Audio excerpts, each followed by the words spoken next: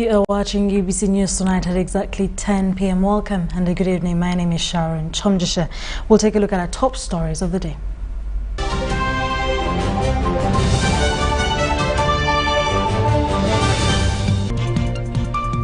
In UBC News tonight, Kasese municipality residents battle elephants.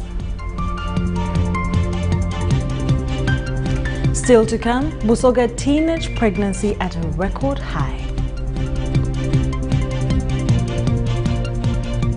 Truck drivers sensitized on COVID-19 SOPs compliance.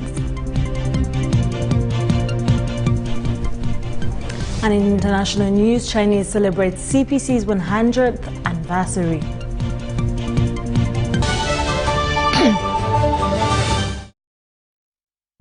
Kasese municipality residents have continued to engage wild animals that often meander from Queen Elizabeth National Park and invade people's gardens.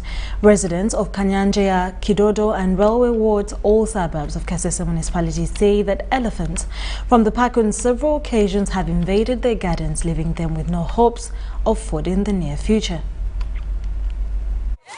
Kasese District Councillor for Kanyagea and Kamulikwizi, Tembo Kasiba Saidi, says elephants and hippos from Queen Elizabeth National Park have remained a challenge to the urban population.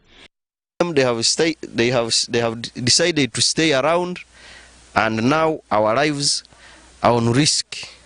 We also beg the government to at least, under UWA, Ministry of Tourism, they should come and at least help us and make drainage on the other stagnant water, such that these dangerous animals can move to the original place where they have been staying, because we are now, our lives are now in danger.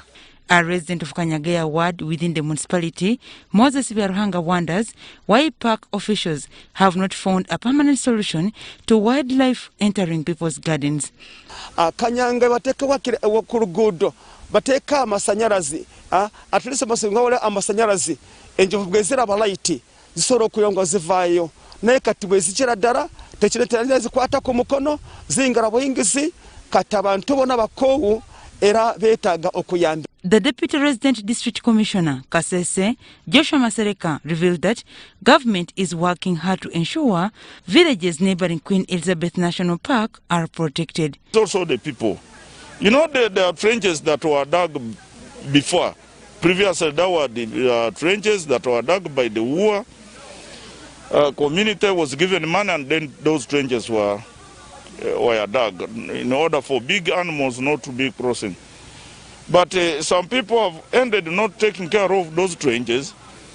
A lot of soil has gone back, and has allowed elephants to cross. I call upon the community that let's help ourselves and also help the animals. Every time we see there is a lot of soil that is going back to the trenches, can we remove? And now the Public Relations Officer, Renzori East, to Sime Nelson, says Uganda Wildlife Authority officers intervened and managed to scare the elephants out of the municipality. Employees and low-income earners have been implored to always think of investing the small resources in other business ventures so that they have where to earn a living during retirement.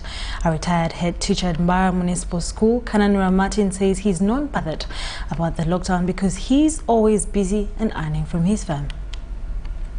60-year-old retired head teacher Kananura Martin is a person who is not bothered about life after retirement because he prepared himself adequately. He is now a prosperous livestock farmer on a land he acquired while still in employment. The first day you are employed is the very first day you should start preparing for retirement, so that whatever you are paid, you save and you invest strategically, something which will help you when you are no longer working. Whereas shops and other businesses were locked up in order to check on the spread of COVID-19, Kananura is still reaping big from his cattle farm. I'm upgrading my farm to become a demonstration and training farm. I receive very many visitors who want to learn on how they can start on small projects. In fact, I have even added some more components of the projects on the farm. Martin is now one of the famous model farmers in Mbara. He rears cows, goats, sheep, bees, rabbits, has fish ponds and banana plantations, among others. Kananura says these have kept him busy and he doesn't regret the country being under lockdown. I'm ever busy moving up and down in my farm. In fact, with me, I don't regret, because when I hear people crying for the COVID pandemic that there is no work, there is no money, I pity them. Unlike others who have greatly been affected by the lockdown, Kananura is still progressing well. He, however, faces challenges of lack of market for his farm products. We had very many people in town, but now people have been forced to go back to the villages. So there is no moving from district to another. So we are locked within our districts. So that limits the market for our farm products. Also, due to low incomes as a result of the ongoing lockdown, Kananura has been forced to lay off some of his workers to minimize on expenditure. Kananura now argues employees and low-income earners to always think of investing their small monies in ventures that will benefit them during hard times. Let's go and improve on our homes, improve on our plantations. We get something to do at home, so that in future it can be useful to you. Despite the country being under lockdown, Kananura still earns 20 to 30 million shillings per month from his farm products. Well, good news for Kananura right there, and everyone should, I guess, emulate him to make sure that they get more money like him. Now, human rights defenders want government to prioritize family planning among adolescents to fight the increasing number of teenage pregnancy in Uganda in this second lockdown. Children's rights defenders claim that during this lockdown, parents have turned their children into hawkers, leaving them exposed to diseases and temptations from conmen, all this attached to the lockdown. Kadaya Safina is a 14-year-old primary 7 pupil, also a mother of one. She gave birth after completing her primary 7 examinations at Bukonko Primary School in Iganga district. The child mother now claims she was sweet-talked into sex by a village boy who regularly gave her 1,000 shillings for lunch while at school. Yanenda bwemba nija ku luguudo ne mbagana mu njira nga ava ku isomero nga nkoba aterekeranga okulumuka. Kati nga bwemba ndija ku isomero ne mwagana oyiwe nga ngampanga sente tujolye mu lunch. During the first COVID-19 lockdown, when schools were closed, the young lovers had a field day to meet anytime, especially as they fetched firewood. Twajanga munku nga tumwagana walo oyiwe nga ali kulima mu kibali. N'olundi ng'olwisi mba ndija ku isomero n'amwagana kunto yampa sente. Njampanga 10. But when the child came, it was trouble, as the young girl was not able to take care of the child, leaving all the responsibility to her parents. The girl's grandparents had to sell their plot of land to rescue Safina from the nagging medical bills. Baba timubonanga kunimama. Dada yatunde itako okusasula sente edaidi endeba mwidwalire emitwalo 3 bande kule mwidwaliro ndire waka. Now, the girl's life seems to have hardened, more so in this lockdown era. Akoba nti basome batafuna mabunda abalenzi kubalimbalimba. Those who advocate for children's rights in Iganga, Lime Hope for Change Africa, have asked the government to consider free family planning methods as the only way to protect the young girls. Nti family planning eno banagita mu baana bano, especially abatandika okujja mu nsonga debwe ed'ekikyala, kidda kubayamba okuziiza abaana abafuna amabunda buli lunaku.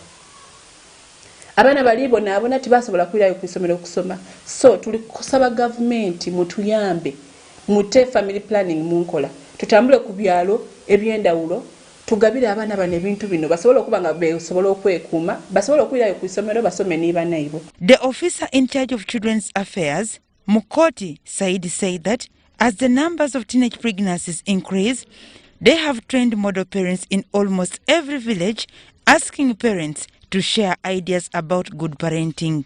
Relief from those model parents we trained in our communities and ask them how are they doing it to see their children the way they are. They are graduating, they are getting married at a right time after school, I would say. Mukot Saidi says parents who are involving their children in business will be arrested because they are violating children's rights. I want to assure members that as a district, as government, we have the laws and we shall do the needful. According to a research by Reproductive Health Uganda in 2020, 1 out of every 4 adolescents become pregnant in rural areas, and in Busoga it is at 19%. Development partners are now seeking government to prioritize family planning and good parenting to address teenage pregnancy escalation.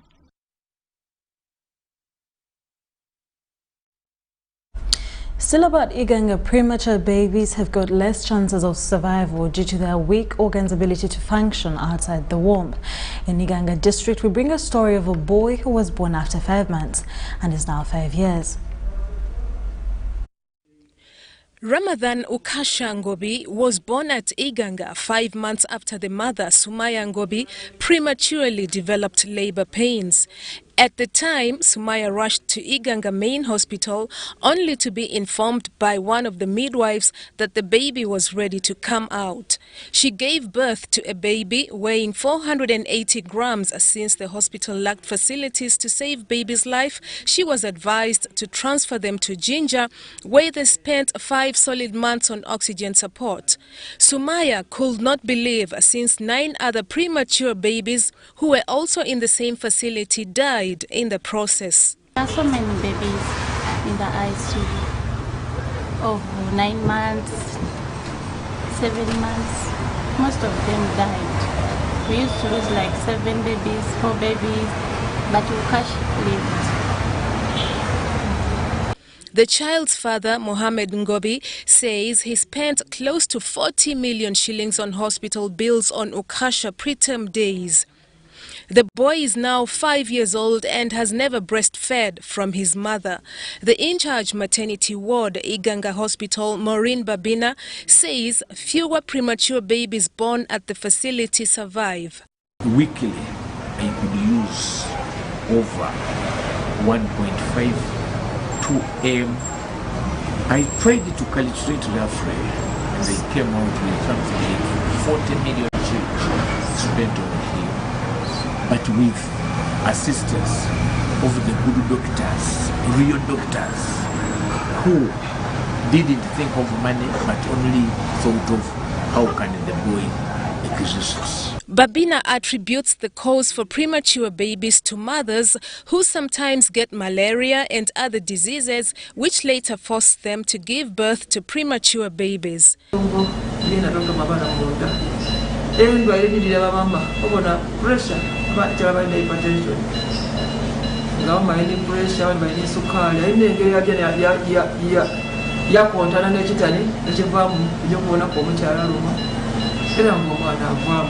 Babina advises mothers with such challenges to always go for medical treatment. The public has been advised on community prescriptions, use of herbal remedies and self-medication. This was at an awareness briefing by the Ministry of Health in partnership with health experts and Toyahema, Uganda about COVID-19 in Kampala. Let's share this message widely so that people are involved in. The head of Natural Chemotherapeutics Research Institute, Dr. Grace Nambatya Chauvin, says there is no herbal medicine approved as of yet to treat COVID-19. Notified products that can be useful, I say useful, not cure, because at notified level you've not yet proven cure, are there in the market, and our institution has one notified product which is well indicated for chest infections. This is a product made from a renowned plant called Wabugia ugandensis. And we wouldn't say it's a cure, but of course we look out to see as patients take it, because we get people who really, we register their status. We, as yet, a herbal product or a natural product indicated as a cure. Nambata, however, warns against the use of marijuana as a therapy against COVID-19. Itself has many varieties, and there is one that majorly features cannabinoids that are important and has trace amounts of the THC that is bad. But now, since they look alike, it's very difficult to know who is using the bad one and the good one, in a sense that the country needs legal frameworks to protect the public. Because when you look at the bad side of it, I'm telling you, it can explain the youth going into crime, weird things happening. The President Pharmaceutical Society of Uganda, Pamela Achi, says self-medication is a common practice among families and has both benefits and problems. Medication has a negative connotation. However, there are some benefits of self-medication. Number one is that there is increase in access to medication. And I know many of you here, or all of us here, if you, for example, want medicine, you'll be able to access it. Go to a place and access medicine for headache, and you'll treat that headache. So there's a benefit. So you have relief. The resistance that we have in this country is a big problem. Resistance is not just something that the researchers say there's resistance. It means when I treat you with it next time, you will not heal. She, however, advises the public to always seek proper prescriptions. Of self-medication, it is a very difficult situation. It is a risky situation. And we ask that the public will try as much as possible to avoid self-medication and referral or prescription among families and among members. It is important we consult. Winnie Nambata enlightened the public about the pros and cons of home-based care management. Medicine is not part of the home-based care because of its terrible side effect, which is the cardiotoxicity. Like, it has bad effects on the heart. So while the patient in home-based care is taking their medications, there are no resources to monitor cardiac activity. So it's hard to tell whether your heart is functioning really well or it's having a problem. So it's best not to have this. And also the other thing is that according to the Uganda management guidelines, home management is for those patients that don't have moderate or severe COVID-19. Medication passing through milk to the baby.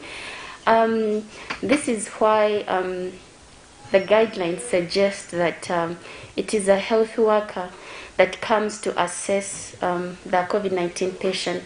So when they find you pregnant, they'll give you a different alternative. They'll give you an alternative to a medication that is passed through breast milk. For example, the zinc case.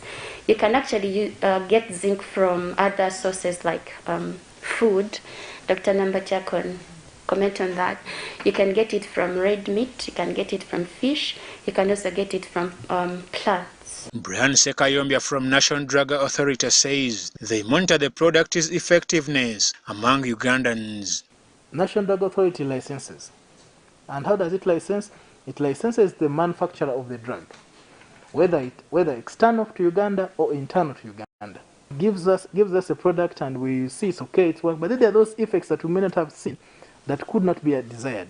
We also monitor, and if these effects outweigh the benefits for which the product was put on the market, then decisions, what with the Ministry of Health, can be taken about this particular product and its existence in the country. Currently, there is no clear information about the use of COVID-19 therapy. Will follow the specific guidelines on clinical trial for herbal medicine, which NDA has ably provided, and we will support the proprietor of COVID-19 to do that. We will do that. Vaccinations against COVID-19 exercise are slated to resume this Monday for health workers and those receiving their second jabs. This follows government's procurement more vaccines. Ivan Juko, UBC News. 2 out of 10 were Moving on, market vendors in Gulu City have declined the presidential directive to sleep in markets as a measure to curb the spread of the COVID-19 pandemic. The vendors, who are mostly women operating in the Sereleno market, complain that their stalls are of poor standards, while their male counterparts freak out at the idea of leaving their wives to sleep alone. This is Sereleno Market, the largest fresh food and cereal market in Gulu City. Vicky Emotai is the General Secretary, Gulu City Market Vendors Association. Emotai says that the market has not been sprayed, and sleeping in the market makes the female vendors vulnerable as the stalls are only 1.5 meters high. I think it will not be so easy. As you see, the standard of the market is not so much to the standard whereby can allow other vendors to sleep in the market. As you can see, a stall is just on a 1.5 meter, which cannot be in position, at least for a mother. Because you know, market vendors are mainly women, and you know how women they are. They are really so vital. They cannot sleep in the market unless the market is a little bit sprayed, and then maybe they will give us a standard 10 that would be provided for each and every market vendors. Emotai says the lock-up shops are very few and the owners prefer to trek back home every evening. Olwenyi Simon thinks that it will be fair for the president to make it optional for the vendors to sleep in the markets, as male vendors tend to leave their wives at home with a high possibility of being tempted while sleeping in the market. Basically, it's not very easy because this is a surprise. We were not prepared for all this. You cannot leave your family at home, come and spend a night here, and then you expect to again go back. It's really hard to operate that way. It should not be compulsory for everybody because the conditions out there we live are totally different. You cannot say everybody should live here. For those who can manage, well and good. Otherwise, for my case, it's hard. However, Richard Ekayan believes that if the government can provide the mosquito nets and sleeping facilities, the vendors will be persuaded to sleep in the market for the sake of their families. So we as a business under this level, we don't receive anything. Like last time we heard that maybe food has been provided in Kampala and whatever, but people they are there in Gulu. The situation is very bad. There's no good business. Things are not moving well, but only that we have a lot of things in our market. During a regional COVID-19 task force meeting held in Gulu City, the district resident district commissioner, Commander Latek Stephen Odong, appeals for a relaxation of inter-district movement restrictions in order to allow traders and farmers to access their farms. The biggest challenge we are having. Somebody stays in Gulu but has a farm in Amuru, has a farm in Pateko, has a farm in Bobi. Every morning our places are crowded. We thought like Kampala, Wakiso, Mukono has been gazetted as a metropolitan area. As a sub-region, we could also look at the possibility of relatively allowing our farmers going to pick things from the garden and this and that without necessarily interfering with the standard operating procedure. A retired UPDF officer in Kanungu District, Major William Toyahema Sumbuku, has passed on. Toyahema, who has been the proprietor of Styling Coaches and also the owner of a 3-star hotel in Kanungu District, died this Saturday morning at Mulago Hospital, where he has been battling COVID-19. William Toyahema, who hails from Nyamwengabira in Kihihi Town Council, has been a great NRM cadre and a pillar of development in Kanungu District. To date, Uganda has registered 76,562 total cumulative confirmed cases and 830 deaths, all out of 1,200,095,376 tests are conducted since the scourge in March 2020.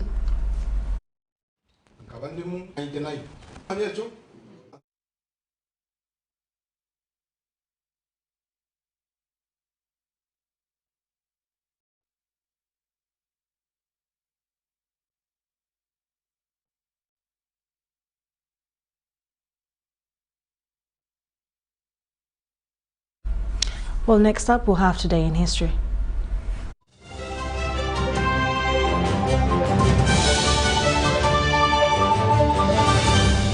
Today in History. On the 26th of June 1860, the first railway was opened up in South Africa, and it was from Cape Town to Wellington. This first passenger carrying service was a small line of about 3.2 kilometers built by the Natal Railway Company, linking the town of Durban with Harbour Point, opened on the 26th of June 1860. However, Cape Railway construction began a massive expansion after the formation in 1872 of the Cape Government Railways. This national network was largely completed by 1910, though railway lines were also being extended outside South Africa.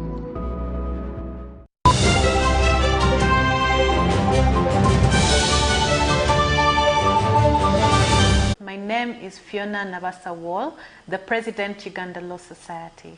Today we stand and remember those that we've lost, those that are in hospital, those that have been really affected by this scourge of COVID-19. We also remember the business community that are probably currently struggling because of the lockdown. As the Uganda Law Society, would like to encourage those of us in the business community, those of us that have businesses, because we're coming to the end of the financial year. If your financial year ends in June, I'd like to remind you that this is a time that we could use to make sure that we file our returns. There's a way that you can file them online. You do not have to be there physically. And there are advantages to this. First of all, if you file your returns on time, you'll be entitled to any tax refunds that you require, and you'll not get difficulty getting them. It will also avoid any penalties you might get because of the exemptions we had about. There was no exemption on filing returns this time.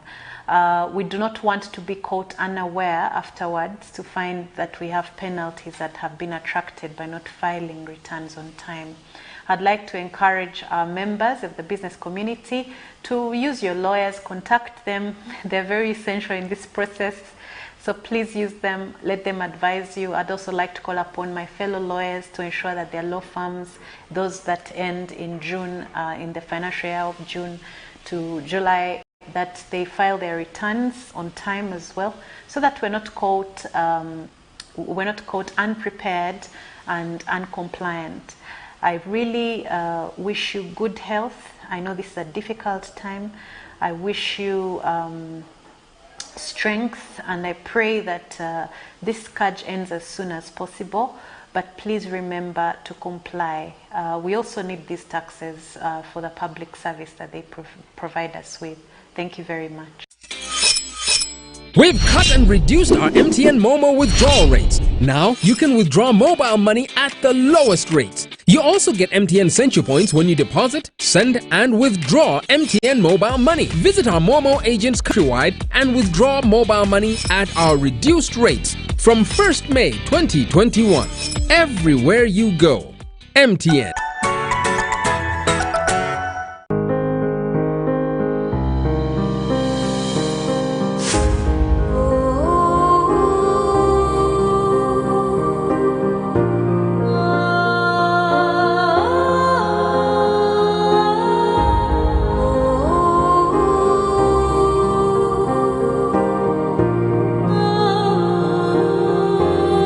COVID-19 chijja kugwa.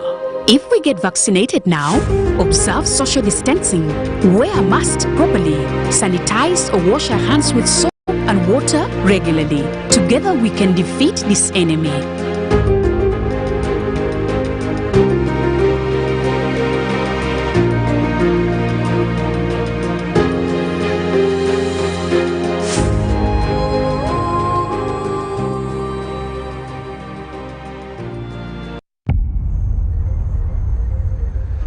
What does it mean to be closer together? It's taking the last bus home for a surprise visit.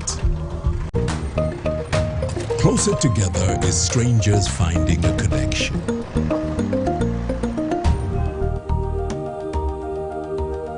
It's bringing home something much more than a box. It's the warmth of home, or the beginning of something new.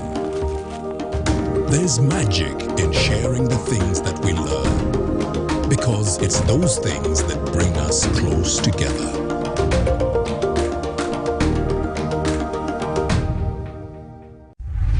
In efforts to improve quality assurance and Uganda's competitiveness as a tourist destination, Uganda Tourism Board is set to undertake a nationwide grading and classification exercise of hotel and accommodation facilities. As a member of the East African community, Uganda subscribes to the East African Grading and Classification Criteria, a system denoted by stars ranging from 1 to 5. The grading and classification exercise will be crowned by the awarding of star ratings to facilities found compliant to the EAC minimum standards. This is therefore a call to all accommodation and facility owners and managers to register and get licensed by UTB as a requirement and get ready for participation. For more information, visit www.utb.go.ug or email qualityassurance@utb.go.ug for details. Uganda Tourism Board, promoting tourism together. Fellow Ugandans, you know that the current COVID-19 period is a trying time in our lives. However, we still have another threat that has been with us for a long time, and it is called neglected tropical diseases, also known as NTDs. NTDs include bilharzia and worms that cause swollen stomachs. Trachoma causes blindness, and elephantiasis causes the swelling of legs. These diseases are affecting millions globally, and yet they can be prevented by regular hand washing with soap and clean running water, regular washing of the face with a soap and clean running water, keeping dirty hands away from your eyes, always using pit latrines and discouraging open defecation in your community to avoid flies that carry germs, reporting to the health facility early when feeling unwell. Remember to stay safe and protect yourself. This message is from the Ministry of Health with support from Ascend Project.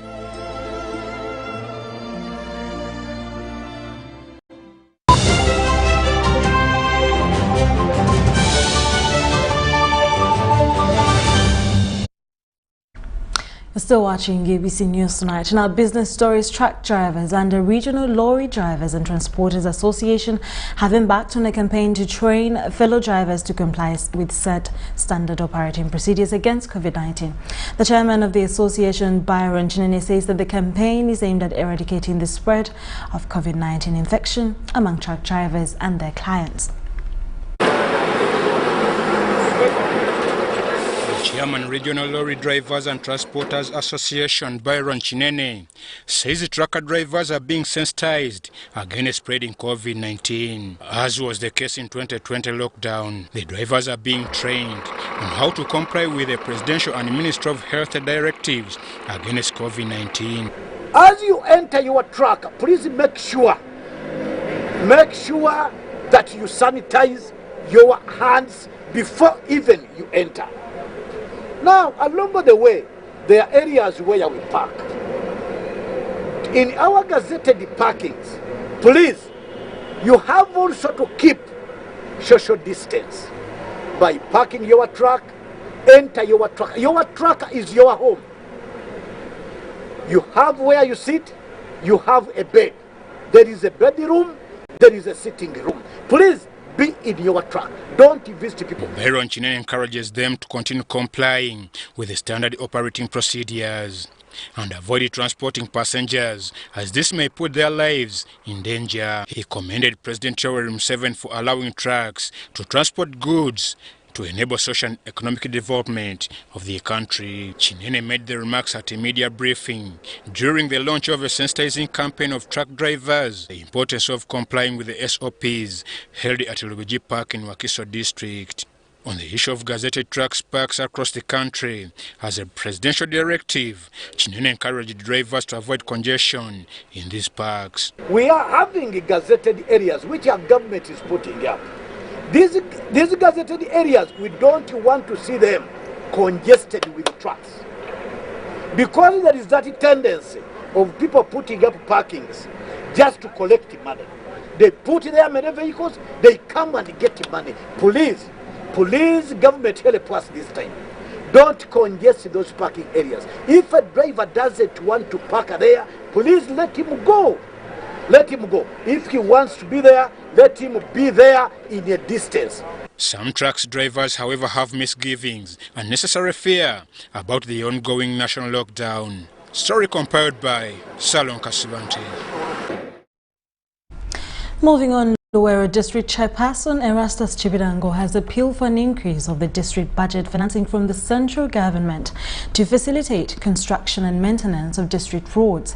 This is hinged on the fact that Luwero District has more than 500 kilometers, most of which are Maram roads.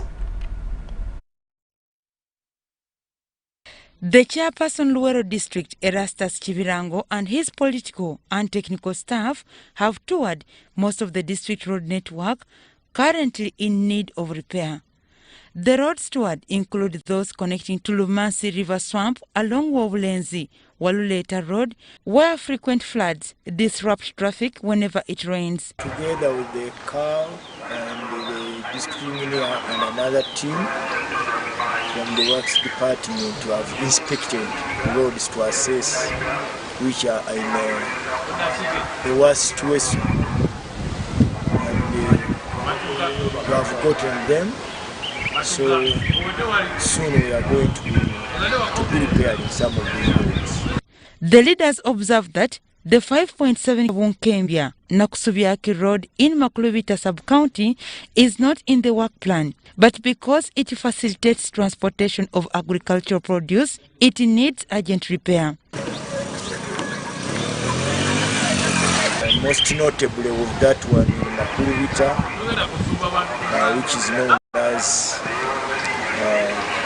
Wonkembia Nakusubiaki Road. It's about 5.7 kilometers. That one is motorable. The major challenge, however, is that the district faces limited financing, with the current 600 million shillings annual allocation being inadequate. Our total road network is about 500 kilometers, and some of these roads, a good number of them, are crossed by swamps.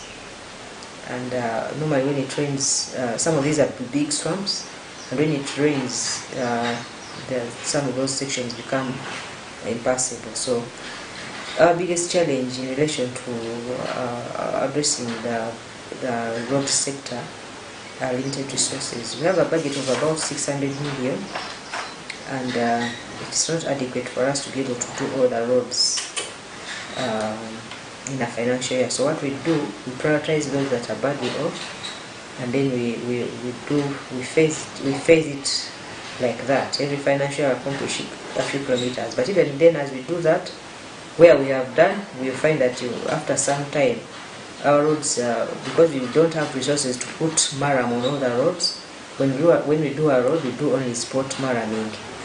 Roads toured, including PG, Ngalonkalu Kakala Road, and Wamuna Nikachichusa Road, that will be reconstructed within the first quarter of the financial year 2021-2022.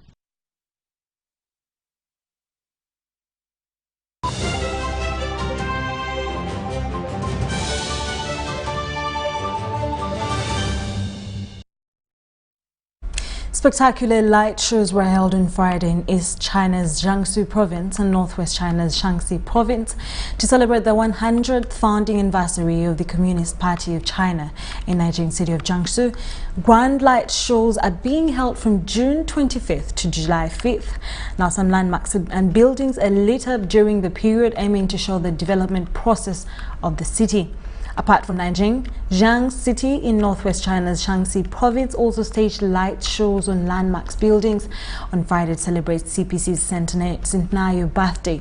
Now, many people expressed their gratitude to the party for the happy life. 截面，我国在长江上自主设计建造的第一站的是江北新区。2019年以前，这里。 而且我们的美好生活其实就在眼前，就在高低起伏的水幕。如果说城墙见证了辉煌的历史。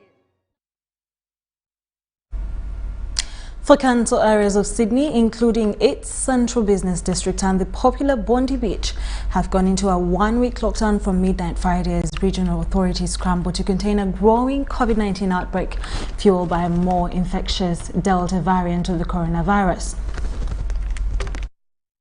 Beaches in Sydney's airport were unusually empty after travel in much of the country's largest city was restricted.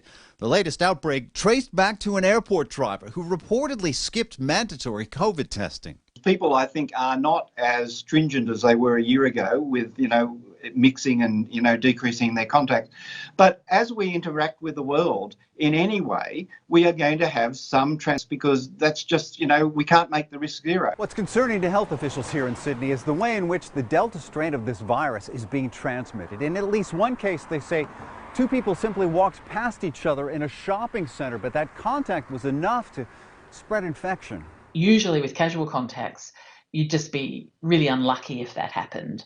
And that's probably the case in that Maya store episode anyway. But we're seeing more people being unlucky, and that's what this variant does. It just creates those opportunities with more virus being shed for those encounters where someone's just inhaling at the wrong time, going past someone else. It's in the interest of the virus to actually become more transmissible. But it's also in its interest to cause less death, because the more mild infection you have, the easier it is for the virus to hang around and spread.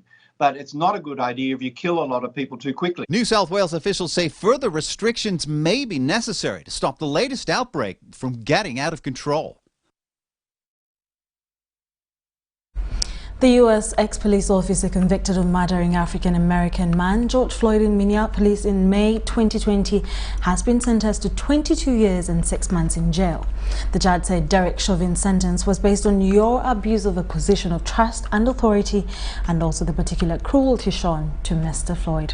Mr. Floyd, 48 years, died after Chauvin knelt on his neck for 9 minutes. His murder caused global protest against racism and police brutality. Chauvin, 45, was convicted of second-degree murder and other charges last month. During his trial, his lawyer described the killing as an error made in good faith. Chauvin was also told to register as a predatory offender and was barred from owning firearms for life. He and 3 other former officers are separately charged with violating George Floyd's civil rights.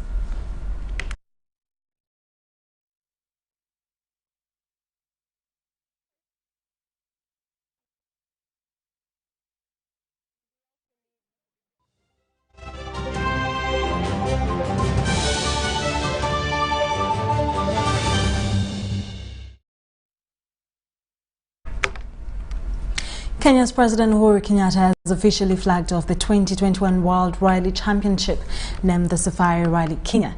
Kenyatta flagged off the first in rally cars that included 3 Kenyan teams comprising Carl Tundo, Hamza Anwar and Mukre Kimathi, as well as 91-year-old 3-time European champion Sobislo Zasada, who becomes the oldest competitor in the history of World Rally Championship.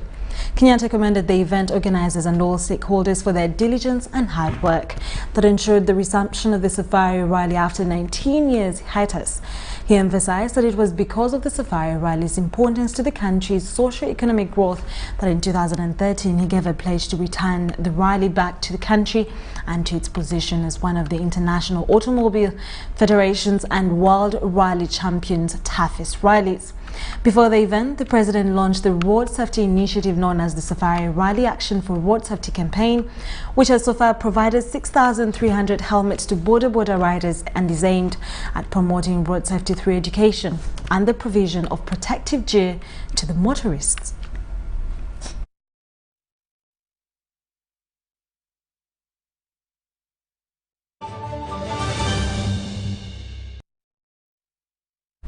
Thank you so much for watching UBC News tonight at 10 p.m. with me, Sharon. Have a lovely night and a great Sunday ahead of you. Stay blessed. Bye-bye.